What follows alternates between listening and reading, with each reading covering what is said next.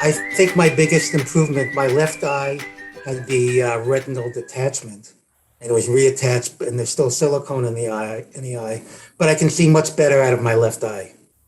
I still Super. can't. I mean, there's still silicone in it, so it blurs my vision.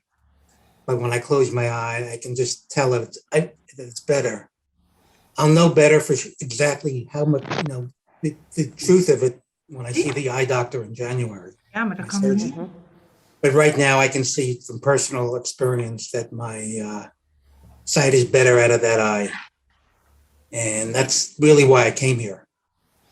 Great. So it's good. And I also notice, I have more of a sense of awareness of the relationship of the different fascia around the eye and in the jaw to the eyesight, which I did not have before. And I'm also wearing my eyeglasses less. I just feel less despair. When I lost some vision, I just felt very dependent on the surgeons. And I sort of surrendered to that and felt, well, it's not in my hands. And that felt good, but it's also kind of nice to know that some things are in my hands and I can help the process along and be of assistance. I also sort of reintroduced myself to sunning and palming.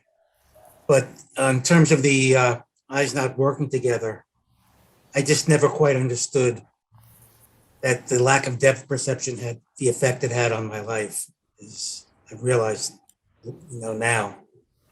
There's a good book on that called Fixing My Gaze. Absolutely. I don't know if that was mentioned or not in the course, but it talks about the developmental issues and the practical issues of lack of depth perception.